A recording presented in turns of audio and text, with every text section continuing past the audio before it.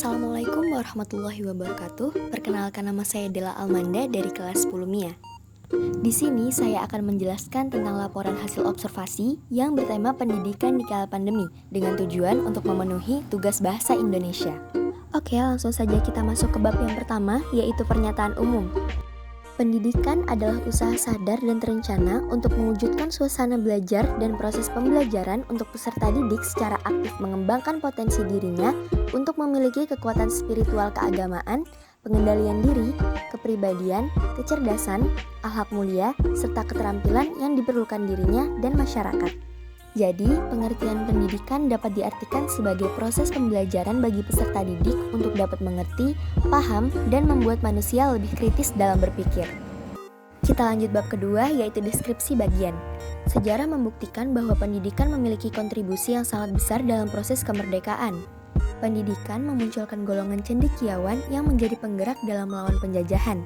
Jadi, sejak zaman dahulu kala, pendidikan adalah sarana perjuangan, dan untuk mendapatkan pendidikan itu sendiri merupakan perjuangan. Pandemi COVID-19 membuat sebagian anak bangsa tersebut harus lebih keras lagi berjuang untuk mengejar ketertinggalan. Metode pembelajaran jarak jauh atau PJJ kurang memihak pada sebagian orang, khususnya yang tinggal di wilayah yang disebut 3T. Tertinggal, terluar, dan terdepan dari wilayah Indonesia. Mahalnya pembelian kuota sampai ketidakmerataan akses internet di Indonesia merupakan beberapa hal yang menjadi kendala dalam pelaksanaan PJJ. Survei Saiful Mujani Research and Consulting atau SMRC yang dilaksanakan pada 5-8 Agustus 2020 menyebutkan 92% siswa dan mahasiswa di Indonesia mengalami kendala sepanjang penerapan PJJ. Ada sekitar 24% warga tidak memiliki akses internet, selebihnya 76% memiliki akses internet. Kemudian terdapat 67% masyarakat terbebani dengan biaya yang dikeluarkan pada program pembelajaran daring atau belajar di rumah selama pandemi corona.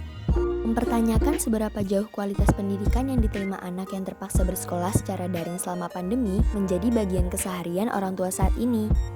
Banyak orang tua tak puas dengan kondisi dan cara belajar daring yang diberikan guru dan sekolah di masa pandemi COVID-19. Namun, sebagian yang lain mengaku tak ingin memberikan beban berlebihan kepada anak di saat ini.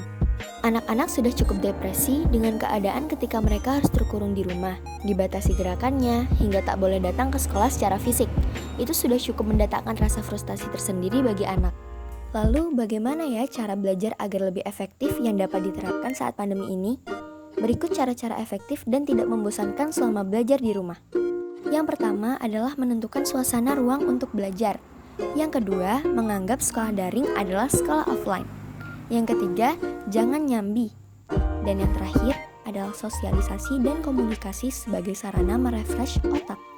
Jadi, kesimpulannya adalah kondisi pembelajaran pada masa pandemi harus dapat dimanfaatkan dengan perubahan pola berpikir dan pola belajar yang lebih bermakna, sehingga kekakuan dalam menyikapi masa COVID-19 dapat dimaksimalkan dengan produktivitas yang mencirikan kebermaknaan. Setiap individu harus tanggap terhadap keterbatasan di masa pandemi untuk tetap produktif dalam bidangnya dan memaknai kondisi pandemi ini sebagai bagian dari perubahan yang tetap harus mengedepankan sikap dan perilaku representatif pada tatanan baru untuk menciptakan ruang belajar bervariasi. Demikian laporan hasil observasi dari saya. Jika ada salah kata mohon dimaafkan. Wassalamualaikum warahmatullahi wabarakatuh.